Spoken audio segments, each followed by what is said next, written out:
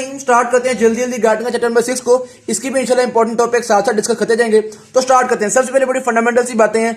Muscle cell की जो cell membrane है वो चूंकि साइड तक जाती है, मसल के एंड्स तक जाती है, टेंडन तक जाती है, इसलिए इसका नाम उसको हम सार्कोलिमा कहते हैं। ठीक है। इसी तरह मसल सेल का जो साइटोप्लाज्म है वो आम सेल के साइटोप्लाज्म से डिफरेंट होता है क्योंकि इसके अंदर बहुत ज्यादा फिब्रिल्स होते हैं, नंबर 1, और नंबर 2 इसके अंदर माइटोकॉन्ड्रिया बहुत ज्यादा होता है, इसलिए इसको हम साइटोप्लाज्म नहीं बल्कि सार्कोप्लाज्म कहते हैं। ठीक। तीसरा, मसल सेल का जो एंडोप्लाज्मिक रेटिकुलम है वो भी आम सेल से डिफरेंट होता है क्योंकि इसके अंदर कैल्शियम बहुत ज्यादा स्टोर्ड होता है, नंबर 1, और नंबर 2 ये बहुत एक्सटेंसिव होता है, इसलिए इसको हम सार्कोप्लाज्मिक रेटिकुलम कहते हैं। ठीक है। तो एंडोप्लाज्मिक रेटिकुलम की जगह सार्कोप्लाज्मिक रेटिकुलम, साइटोप्लाज्म की जगह सार्कोप्लाज्म और सेल मेम्ब्रेन की जगह सार्कोलिमा। ये चीज हमने डिस्कस कर ली। उसके बाद ये जो हमारे बैंड्स हैं उनको हम एक दफा डिस्कस कर लेते हैं। सबसे पहले तो ये देखिएगा इस डायग्राम को। इसमें ये जो थिक ये वाली जो जगह नजर आ रही है ये हमारे पास ए बैंड्स है। ठीक है, जो डार्क बैंड्स होते हैं। ये वाली जगह आई बैंड्स है। आई बैंड्स को हम लाइट बैंड्स भी कहते हैं। ठीक होगी बात। आई बैंड्स में सिर्फ थिन फिलामेंट्स होते हैं जबकि ए बैंड में थिन फिलामेंट भी है, और ये देख रहे थोड़ा थोड़ा थिन फिलामेंट भी आ रहा है और बाकी थिक फिलामेंट भी है। ठीक हो गया। ए बैंड के सेंटर में हिले जोन होती है, एच जोन। ठीक। आई बैंड के सेंटर में ये आपके पास जेड लाइन होती है। ठीक हो गया। ए बैंड के सेंटर में जो हिले जोन है, हिले जोन के भी सेंटर में एक एम लाइन होती है। ठीक हो गया। एक जेड लाइन से लेकर दूसरी जेड लाइन तक की जो जगह इसको हम एक सार्कोमेयर कहते हैं।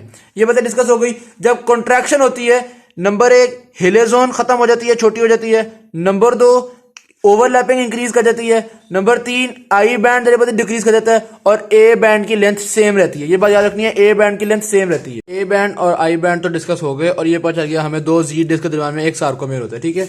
अब एक सार्कोमेयर को देख लेते हैं। ये एक सार्कोमेयर है। ठीक हो गया।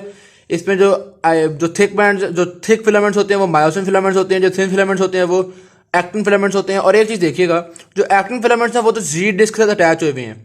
जो थिक फिलामेंट्स हैं या मायोसिन फिलामेंट्स, उनको जी डिस्क से अटैच करने के लिए ये एक स्प्रिंगी सी फिलामेंटस सी प्रोटीन है जो कि जिगजैग आपको नजर आ रही है, इसका नाम है टाइटिन। ठीक हो गया।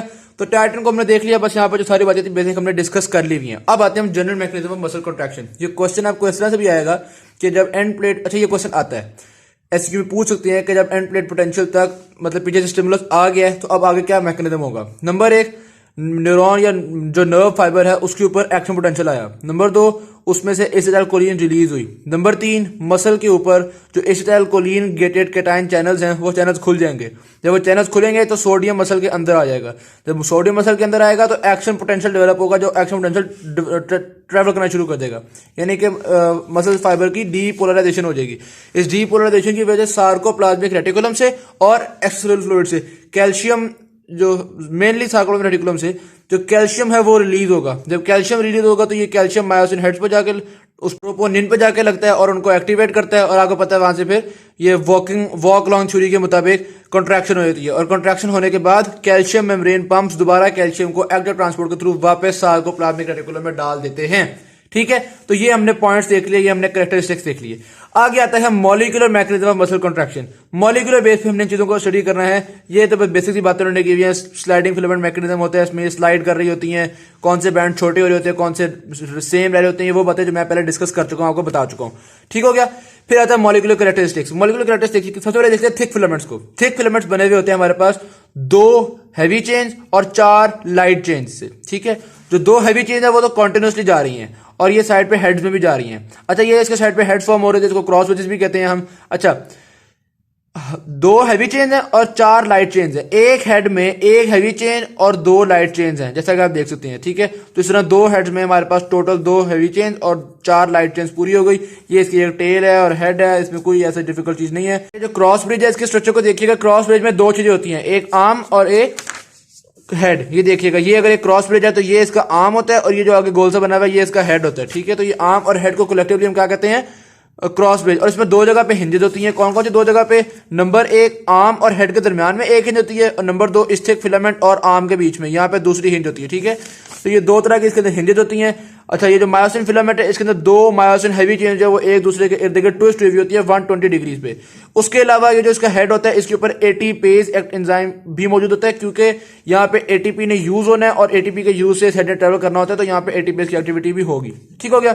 नेक्स्ट आते हैं हम एक्टिन फिलामेंट्स की तरफ। एक्टिन फिलामेंट्स में 3 चीजें होती हैं, एक्टिन, ट्रोपोमायोसिन और ट्रोपोनिन। ठीक है, सबसे पहले देखते हैं एक्टिन को। तो एक्टिन हमारे पास जो फिलामेंट्स होते हैं उनको हम कहते हैं F actin protein. F actin protein molecule बने होते हैं जी एक्टिन के। ठीक है, जी एक्टिन एफ एक्टिन बना रही है और एफ एक्टिन आपका एक्टिन कंपोनेंट ऑफ छोटा माइक्रोफिलामेंट कह लें या एक्टिन फिलामेंट कह लें, उस तरह से हो गया।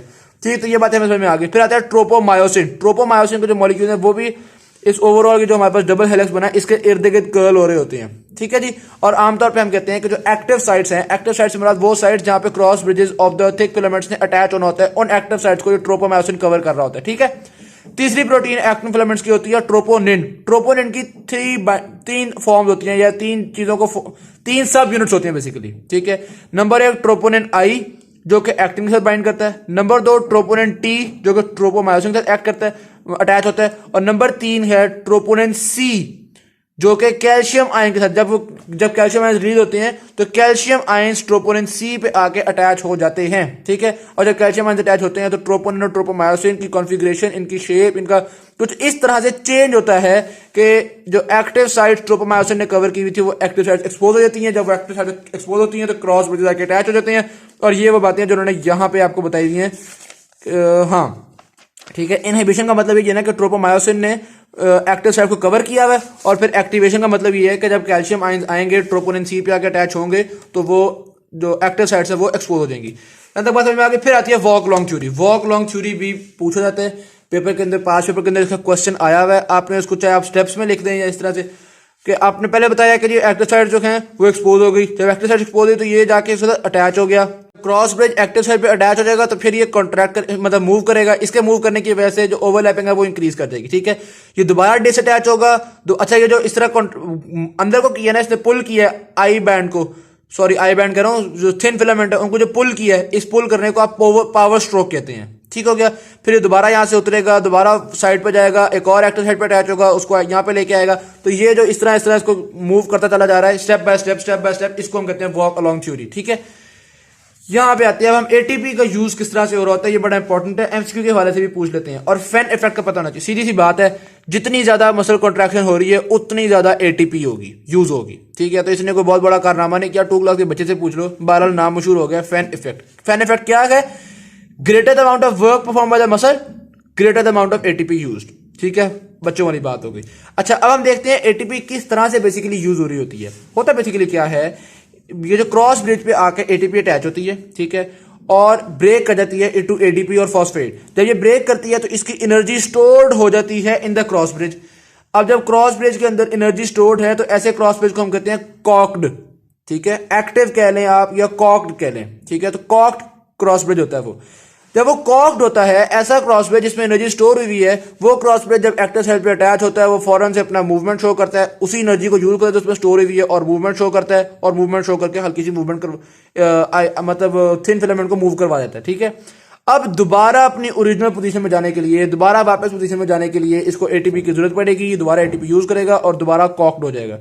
जब एटीपी यूज आगे चला जाता है उस पोजीशन को कहते हैं अनकॉक्ड। ठीक है, तो ये एटीपी यूज होती है कॉक करने के लिए, कॉक्ड होने के लिए, और एटीपी जब यूज हो जाती है आप कह सकते हैं कि cocked is a form in which the energy is stored in it. ठीक है, और अनकॉक्ड वो फॉर्म है जिसमें उसमें एनर्जी नहीं स्टोर हुई हुई। ठीक, सिंपल सी बात है।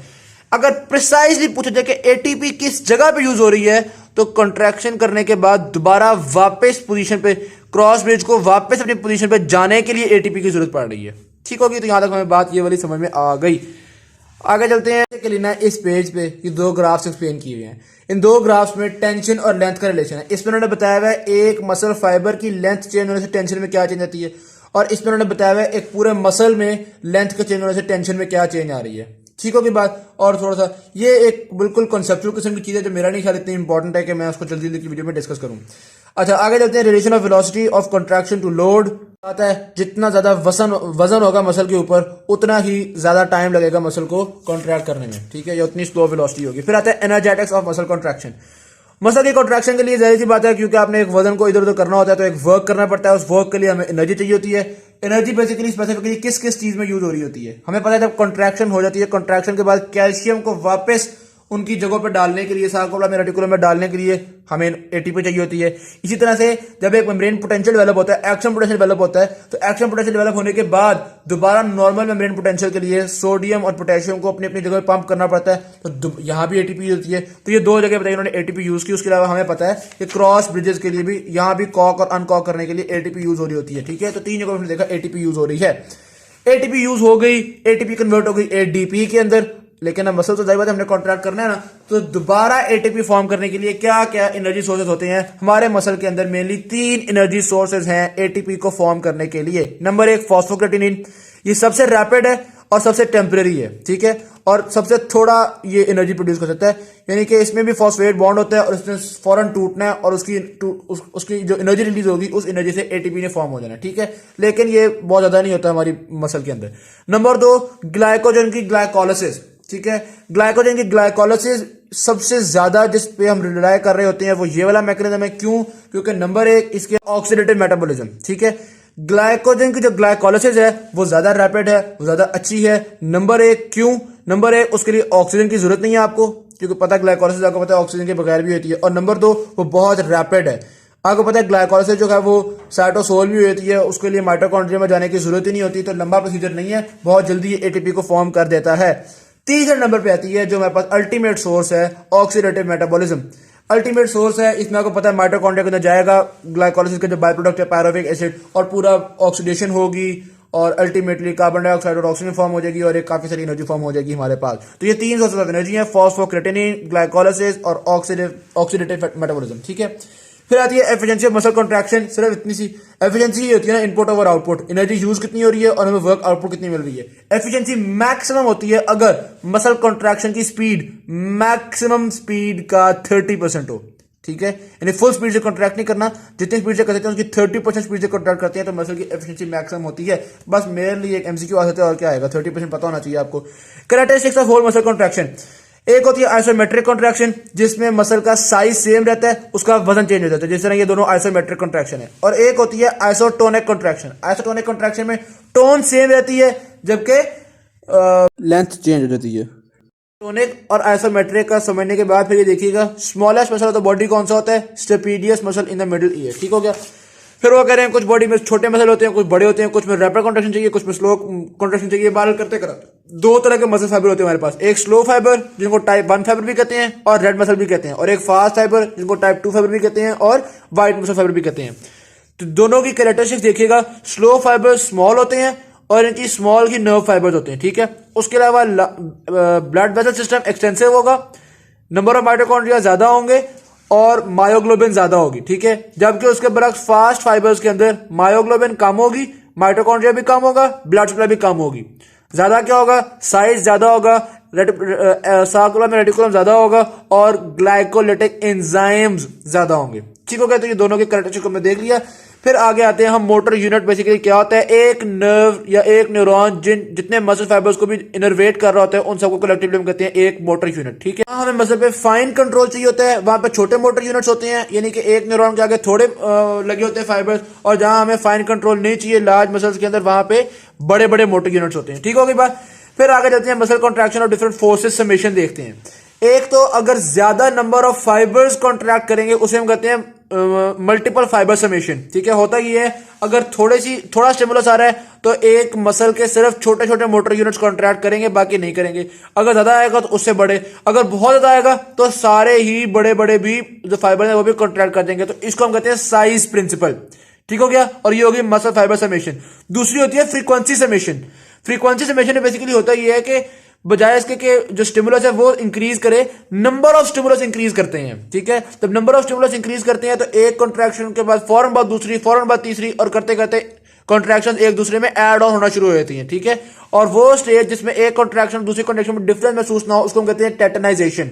ये पास्ट पेपर के अंदर क्वेश्चन आया हुआ है, write down the pathophysiology of tetanization and staircase effect. ठीक है, ये पास्ट पेपर का क्वेश्चन है। तो टेटनाइजेशन आपको पता होना चाहिए, होता बेसिकली ये आमतौर पर आप देख सकते हैं कई दफा कैल्शियम डेफिशिएंसी की वजह से होता है, मल्टीपल फैक्टर्स होते हैं, बार होता ही है कि ये आप देख सकते हैं एक कॉन्ट्रैक्शन दूसरी कॉन्ट्रैक्शन का डिफरेंस खत्म हो गया और स्ट्रेंथ ऑफ कॉन्ट्रैक्शन ज्यादा हो गई है। तो स्ट्रेंथ ज्यादा 2 तरह से होती है, एक मल्टीपल फाइबर समेशन, दूसरी फ्रीक्वेंसी समेशन। ठीक हो के बाद फिर आती है मैक्सिमम स्ट्रेंथ ऑफ कॉन्ट्रैक्शन। हाँ, वो बताया हुआ हमारी बॉडी के तो जो एक मसल है उसकी मैक्सिमम स्ट्रेंथ कितनी होती है, कोई खास इंपॉर्टेंट नहीं है।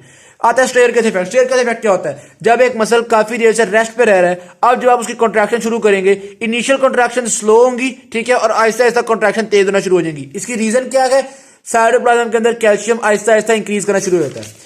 ठीक हो गया। फिर आगे आता है आगे पास skeletal muscle tone. Relax state में भी स्केलेटल मसल थोड़ा बहुत ओवरलैपिंग, थोड़ी बहुत कॉन्ट्रैक्शन होती है। उस कॉन्ट्रैक्शन को, उस टोन को, उस टेंसिटी को, उस टेंशन को हम कहते हैं स्केलेटल मसल टोन। इसकी रीजन क्या है? थोड़े थोड़े नर्व सिग्नल्स हमारे स्पाइनल कॉर्ड भेजती रहती है। फिर आता है मसल फटीग। मसल बहुत ज्यादा काम करे तो उसकी मसल फटीग हो जाती है, जो आपको पता है, जिसमें कई दफा लैक्टिक एसिड फॉर्मेशन भी होती है एरोबिक रेस्पिरेशन की तरफ वजह से।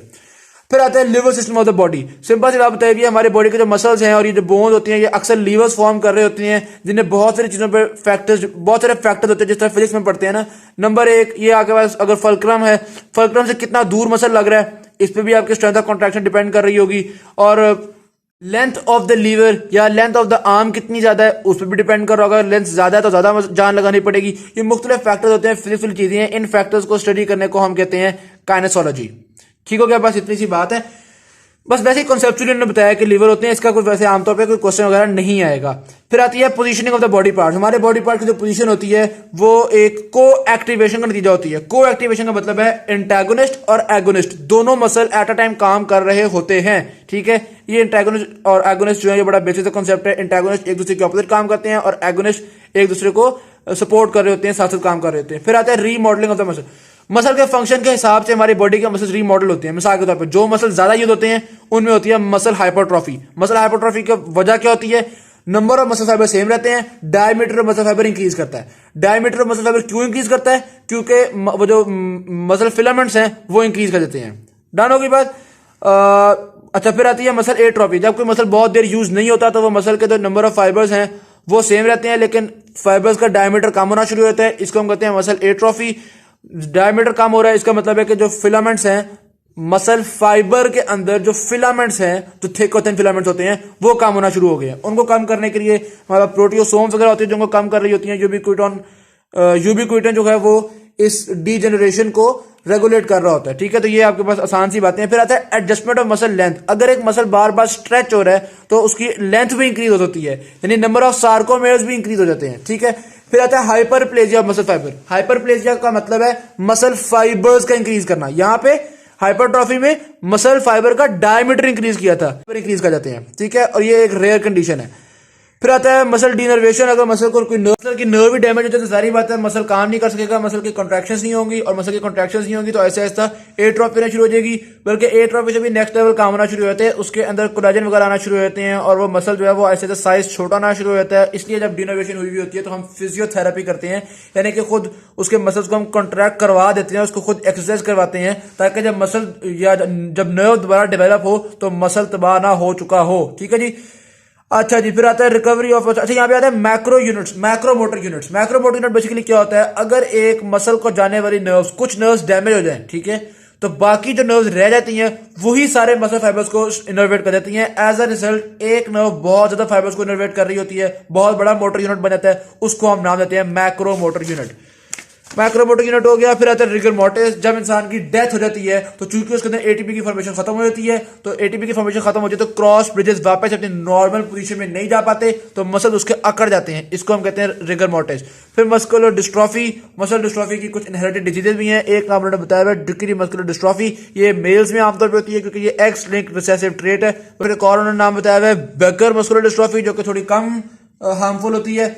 तो बहरहाल वीडियो अच्छी लगी शेयर कीजिएगा, चैनल को सब्सक्राइब कीजिएगा, और आप इस चैनल को पैट्रियन के थ्रू सपोर्ट कर सकते हैं, जिसका लिंक नीचे डिस्क्रिप्शन में दिया हुआ है।